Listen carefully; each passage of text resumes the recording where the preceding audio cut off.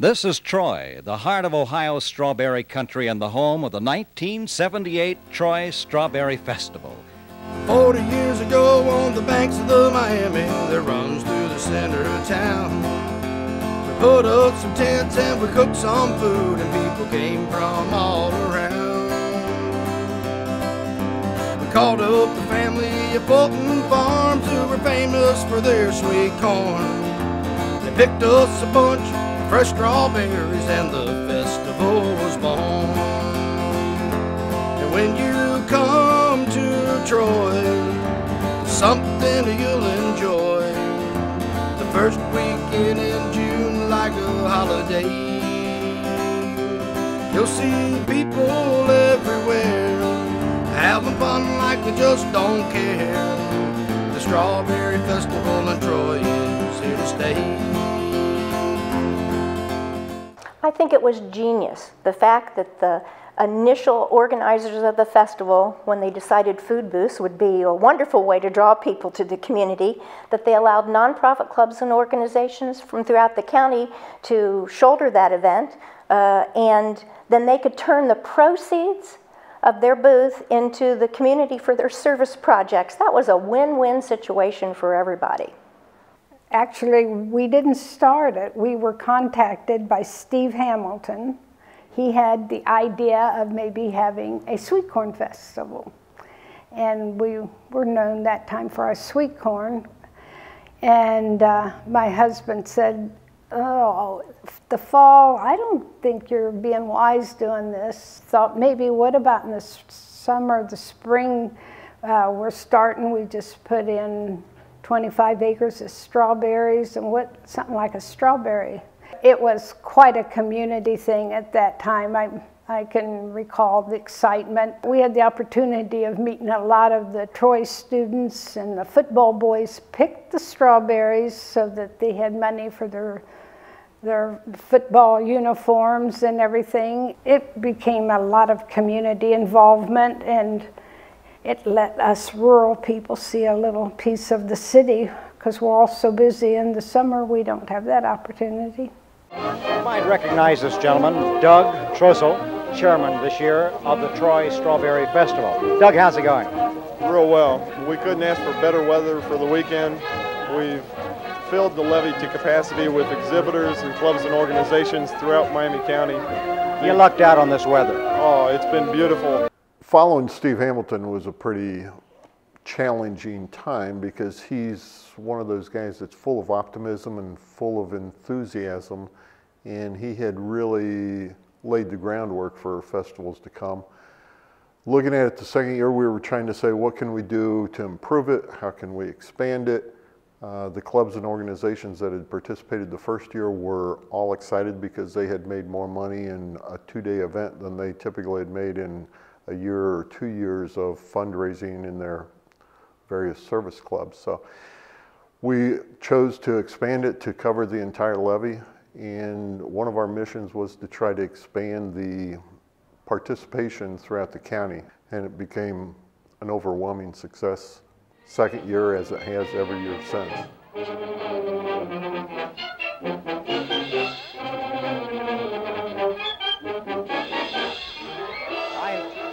Tootling, when the flutes come tootling in. Is that the name of that? I know. Mayor, will you look this way just a moment? I know you know who this is, Mayor Frank Prouty. And this gentleman, Mayor, how long have you been mayor? Forever? No, not quite. I've had some other occupations during the past 30 years or more. There's not a soul in this area that doesn't know you. Well, I've been a part of Troy scene for some 40 years. What do you think of this festive occasion today? Perfectly wonderful. This is the second year, of course. It has worked out beautifully. First place because of the location.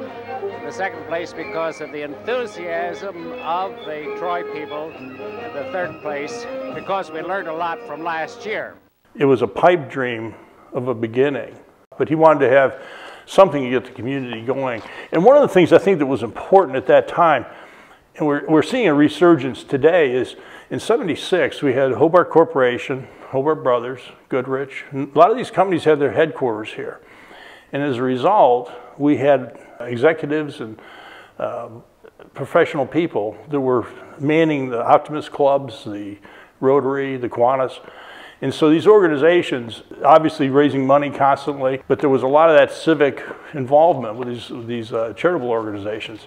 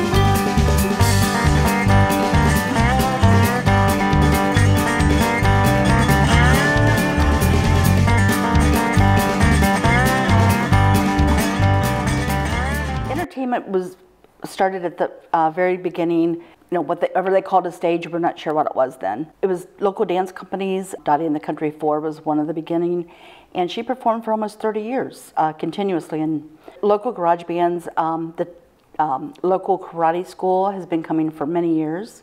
Tammy Bellamy Cheney has been coming since the late 80s. Center Stage Dance Studio has now started coming in probably since the 90s. You just name it, we probably have seen it. If it's local, they've been there.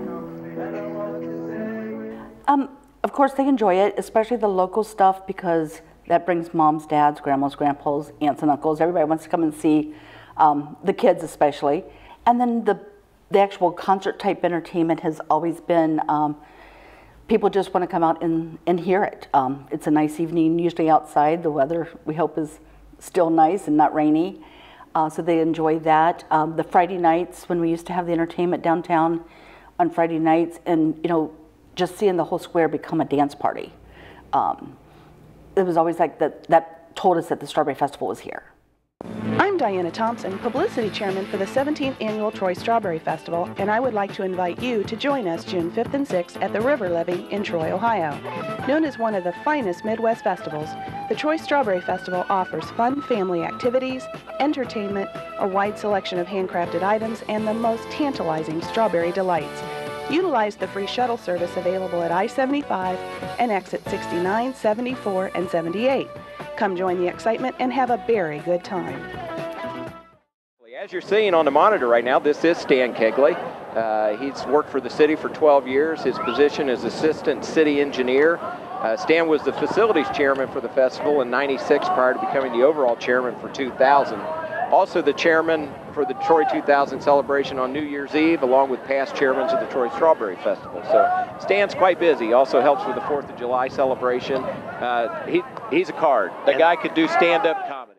The Millennial Celebration, by the way, was a big festival initiative for the 2000. New Year's Day 2000 will be a grand day. So we held an enormous celebration in Hobart Arena. We had bands playing.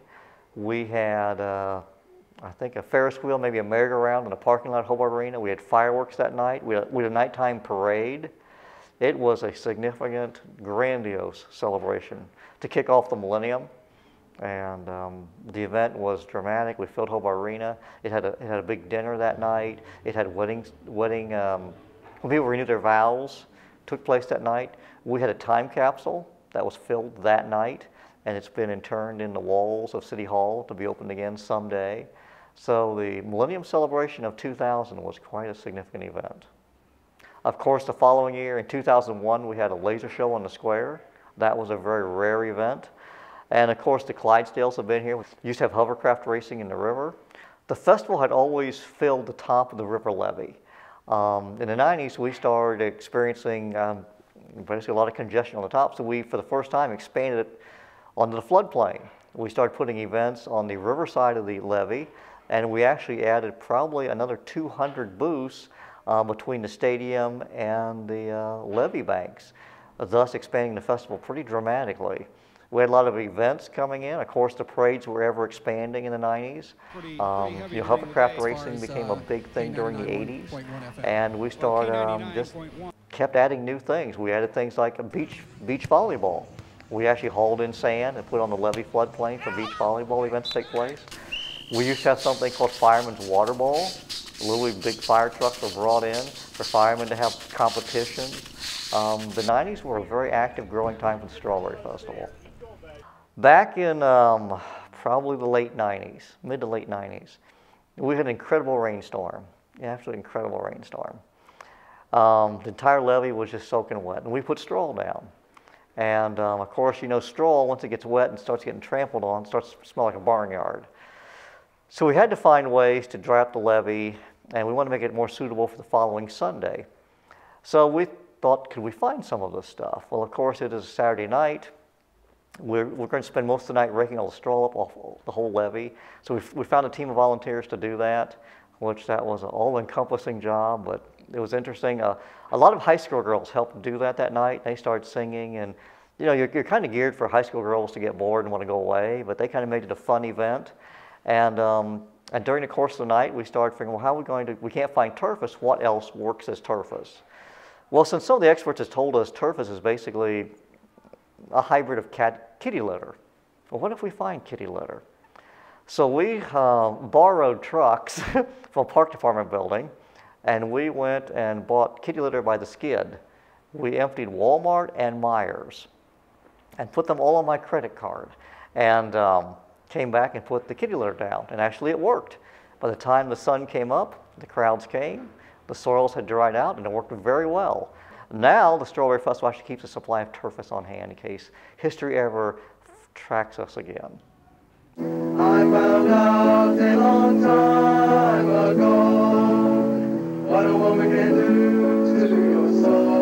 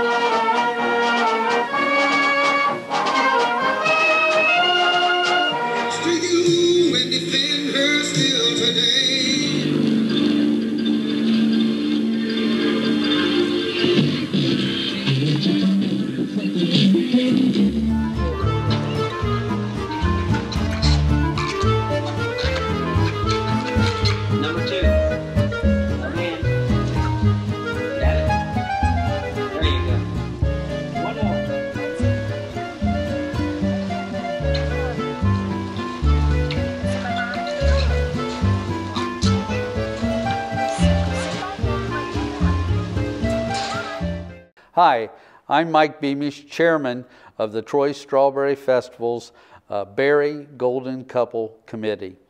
As you may know, the Troy Strawberry Festival crowns a berry golden couple each and every year. It's an opportunity for us to honor and recognize the many couples that have celebrated 50+ years of wedded bliss. It began in 1999, continues to this day. So we are in our second decade of golden couples here at the Troy Strawberry Festival. It is a trip down memory lane.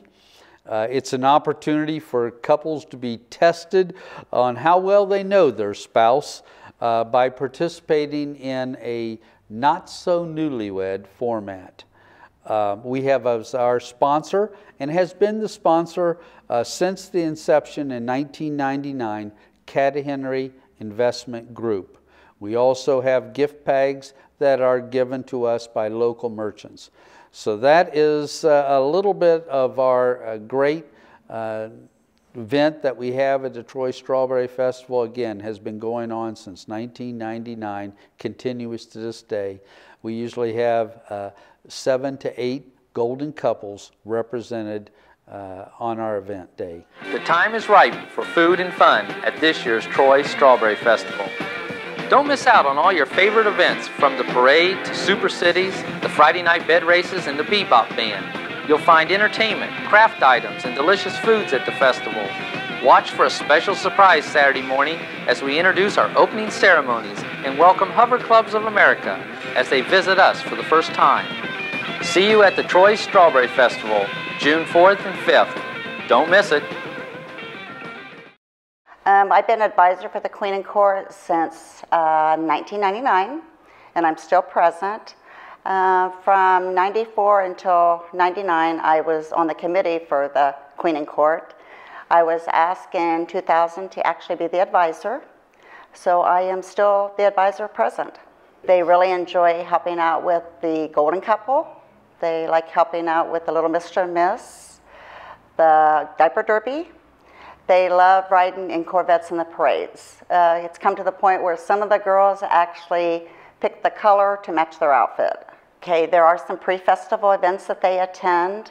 There's a couple parades that they attend before the actual festival. From about 4 o'clock on Friday of the festival weekend, they're pretty busy. From then until probably about 6 o'clock on Sunday evening, the end of the festival. And then after that, they probably attend 5 or 6 parades throughout the year. So really, they're not finished until sometime the end of October.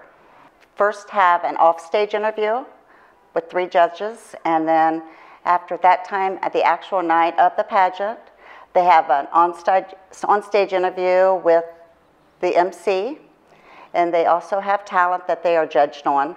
The first queen selected was Patty Ording back in 1977.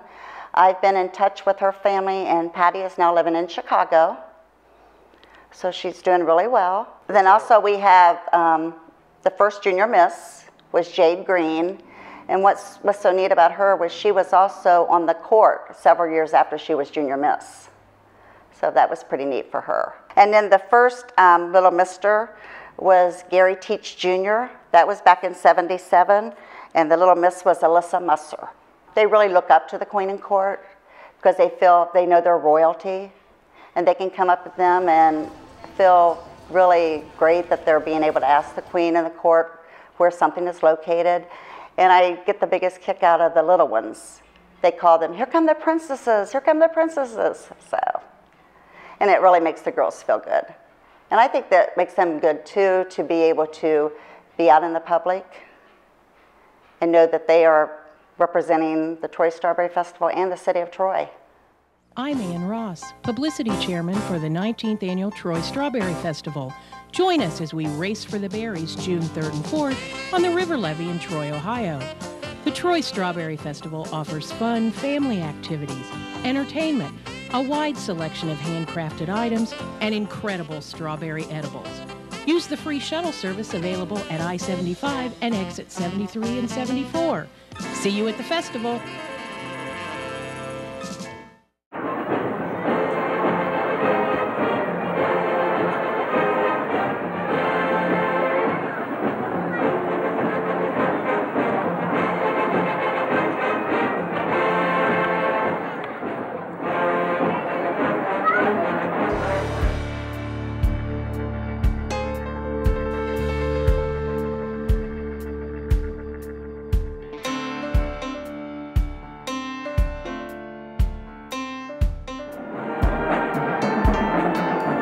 Next up, we have Grand Marshal Bobby Ferguson, who was 1960-1961 All-American, 1958 Troy graduate, played football at Ohio State University and professionally for the Pittsburgh Steelers and Minnesota Vikings.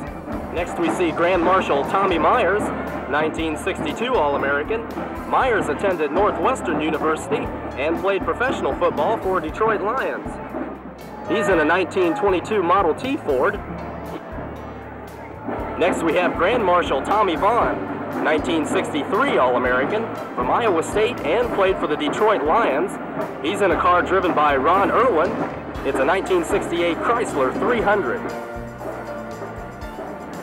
And Grand Marshal Mike Lyons, 1980 All-American from Iowa State in gymnastics. He's in a car driven by Randy Robbins, a 1971 Corvette. Next is Mayor and Mrs. Douglas Campbell in a 1911 Model T Ford, owned and driven by Richard Wood.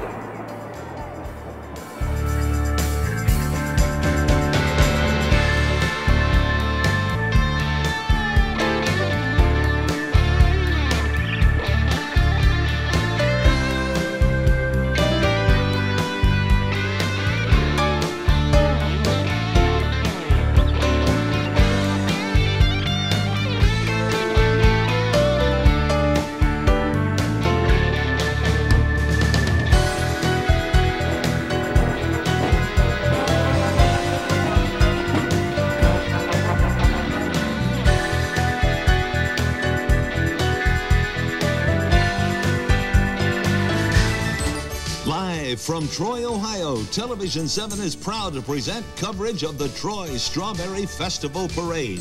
Right now we're talking about a big parade and a Grand Marshal and a very important gentleman. Steve Baker is standing by live. Steve. Well, Jim, one of the neatest things about the Troy Strawberry Parade is the Grand Marshal. And this year we're going to give the award to the Grand Marshal, and we're going to let Joe Girillo introduce this year's recipient. Joe? Okay. Thank you, Steve. One of the things we look for in a Grand Marshal is somebody who has helped the community. And certainly Mr. Jack Metcalf exemplifies that. He has been a councilman, president of council, mayor of the city of Troy. He has served on so many community boards, I can't name them all in this short time. And finally, he is no stranger to festivals. He was chairman of the Troy Sesquicentennial Festival a few years back. I just want to say thank you, Jack, for all your work, and congratulations on being named Grand Marshal. Thank you very much, Joe. I'm very appreciative of being remembered after a number of years of inactivity, and I thank all of you for being so kind as to recognize me while I'm still here, because I can't read my obituary.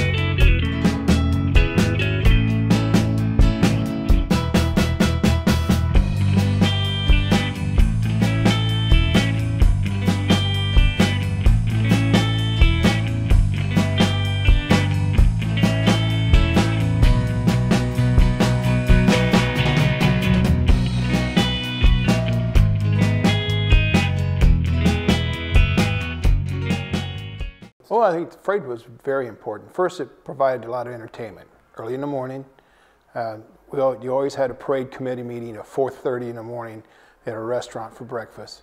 Then you went over to the levee and got your golf carts, and you come back through town. So you were setting up at 6 o'clock for a 9 o'clock parade. And then, but people would be lining up at 5:30 in the morning putting their chairs out so they'd get a good view. And then after the parade, they would just go over to the levee. And I think that was the whole purpose of the parade, was to entertain the group, the folks first, and then have them walk over the levee. So it was very successful. We've had the Clydesdales. That was a big draw. It took me 10 years to get them, but we got them. They were here for almost a week. They were in the parade. We've had the Ohio State Alumni Band. My very first parade I did as chairman in '95, we started off with the motorcycle, the Indianapolis Motorcycle Group. Started the parade, and the Ohio State Alumni Band ended the parade.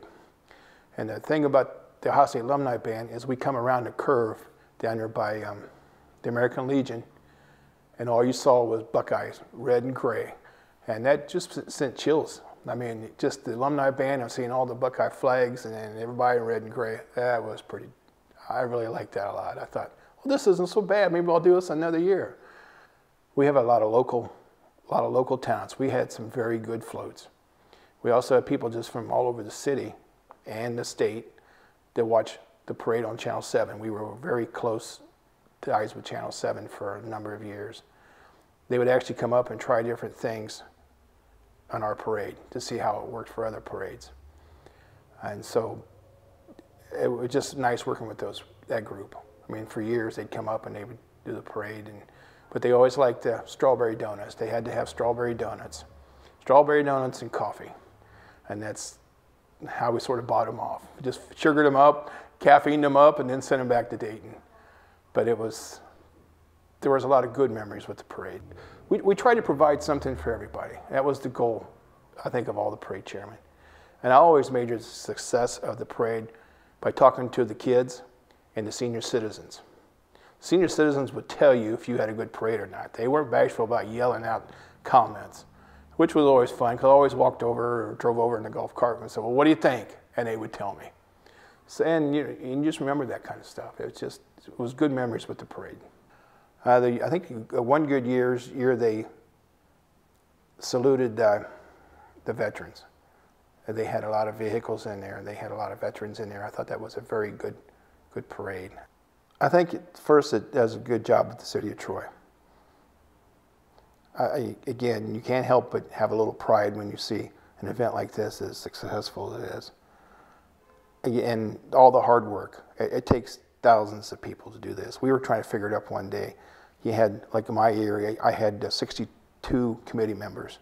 Then each of them had a committee. And then that committee had a committee. And we were just, the involvement for the city of Troy and then the citizens is just tremendous.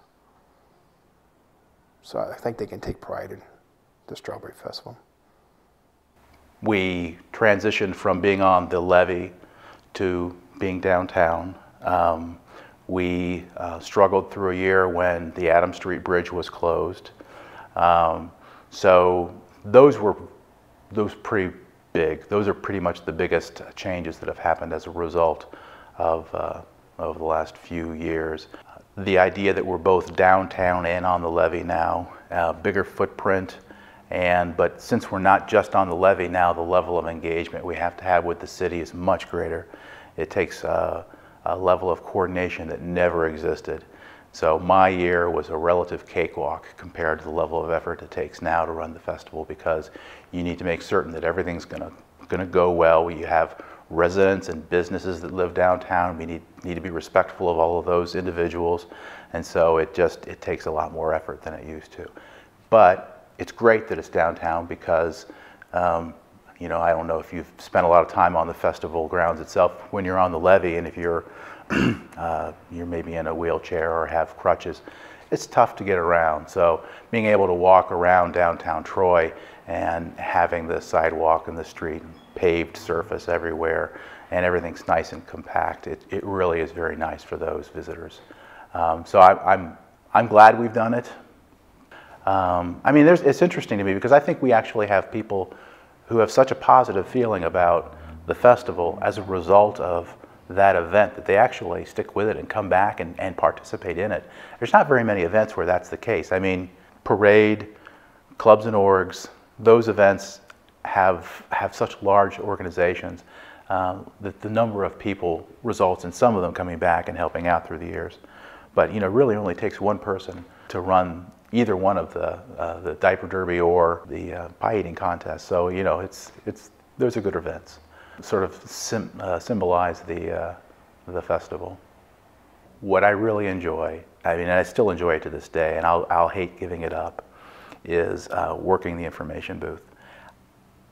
I'm not generally an extrovert, I'm more of an introvert. But I really enjoy working the information booth because you get a chance to people watch. You watch everybody coming and going. And the festival draws a very eclectic group of people. So you get to see all sorts of different people. And generally the people that come to the information booth are in a good mood. So you have a good time dealing with people. Occasionally you have somebody that's having a bad day and you know, you try to help them out. But it's funny, but I really, that's the thing that I would most hate to give up is working the information booth. I look forward to it every year. There are a couple of events that are really photogenic, that you have images of that you can't forget. So the pie eating contest every year is great. I regret that I didn't actually participate in it my year, but I've seen some of the festival general chairmen participated in there, you know, and you get the face that's just, you know, strawberry jam everywhere. It's just horrible, but I mean, it's fun to watch, and everybody that's done it says it's fun to participate in. The diaper derby is another one. You have all these young parents with their little children, and they get them out there, and it's so small town America. It's kind of fun to watch that. The pictures that we get out of that event are really, I always like to say, the best advertising that the festival ever got was, of course, the parade. But second best is the diaper derby, because you get a picture of somebody's baby on the front cover of the Troy Daily News or wherever. It really helps promote the event. People feel good about it. So yeah, I like those. Yeah. Well, I think a lot of it's logistics. You know, especially in the early years, we didn't have any infrastructure to support anything up on the levee. So we had contractors volunteering material and supplies to put in 2 steps going down the levee to the water side of the river, because in the early years we used the river. We had a couple different competitions. We had a canoe race. We had a different raft building, and there was just flotations out on the waterway. DP&L and some others came in and volunteered to help put the first underground electrical system into the levee. So there was a lot of things, you know, when you think about your water and your sewer and everything. If we were going to expand over the length of this levee, we needed to have some resources there. And I think, again, it kind of caught us by surprise, the magnitude of trash that you accumulate over a 2-day event. You know, fortunately, we had the Boy Scouts helping out and collecting some of the trash. But in the early years, I remember some of our gentlemen who ended up being chairman in future years out with garden rakes on Sunday morning, raking the levee so that it would be clean for when people started showing up on the Sunday, second day of the festival. So it was a lot of fun. One of the things we started was the Super Cities competition. It was designed after Almost Anything Goes, that then was a popular show on TV. And that's when we started inviting the different communities around the Miami County, the Covingtons, the Pleasant Hills, the Piqua, and Tip Cities, to form teams. We had to establish all the rules. We couldn't have more than 2 of any one age group. We had to have male and female, you know, trying to keep some balance to the teams. Had a lot of fun with it, you know, but everything runs its course. And I think that's the thing that's probably made the Troy Strawberry Festival successful over the years, is that it continues to evolve. You know, it changes with the times. Some activities and events run its course. Today it's predominantly downtown as opposed to being on the levee, you know. So if you're not willing to adjust and change and react to new circumstances, then you're going to become stale and old over the time. So I think that's what's kept us fresh and kept it vibrant and kept it as an integral part of Troy, Ohio. I'm not sure anybody expected the festival to survive to the degree that it has over the 40 years. I think when we looked at it conceptually early on, if we made more money than we spent, we were hoping to be able to turn some of that money back into community projects. A lot of that got turned into enhancing the levee in that area. One in particular, several years ago, we built a gazebo up there. And I think that's continued to serve the community quite well. There's weddings and different events taking place up there during the course of the summer. So that the Troy Strawberry Festival has been a vehicle for the service clubs to be able to continue to make money to support all their nonprofit projects throughout the year has made Troy a better place. We're proud of that. Well, I cannot imagine, since we are now in the 40th year of the Troy Strawberry Festival, how many hours the myriad of volunteers have put in. They share their intellect, they share their time, and somehow it's amazing. They manage to put an equal sign in between real work and fun. That's magic. Well, I want to thank you all for coming this evening. We've looked back at the 40 years of the festival. I hope you've all enjoyed it. It was truly a labor of love. I have to tell you, I want to personally thank the hardworking volunteers, the dedication, drive, tenacity that has made this festival possible for the past 40 years. Without the support of the City of Troy, the Troy Area Chamber of Commerce, and again, the volunteers, the hundreds of volunteers, and the man hours it takes to make this festival, to even execute this festival, to make it happen, and to continue its legacy for the next 40 years. I consider it a personal honor to be the current business manager, and will promise that it is in very good hands and will continue for the next 40 years. I want to personally thank the committee that has worked hard on this for months, and Take Two Productions for its great work in support and preserving 40 years of records and videos and so forth, so we can provide a legacy moving forward for our community. So again, thank you.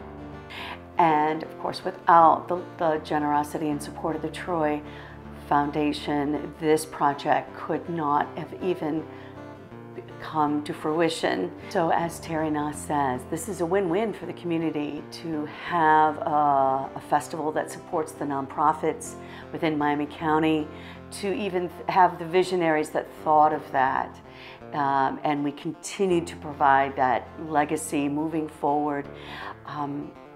It is an incredible gift for this community and this county, and the future growth of this festival is in great hands, and it will sustain itself for the next 40 years, and I can't wait to see what's in store. So just stay tuned, and we'll see you again.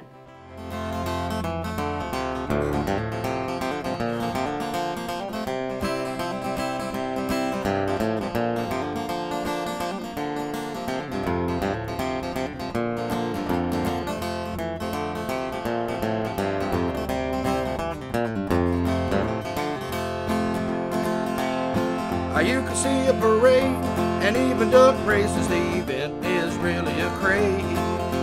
Well, I didn't know strawberry could be cooked in so many ways. Now donuts, shortcake, salsa, burritos, pizza, there's no excuse. Deep fried fresh or dipped in chocolate, eat them any way you choose.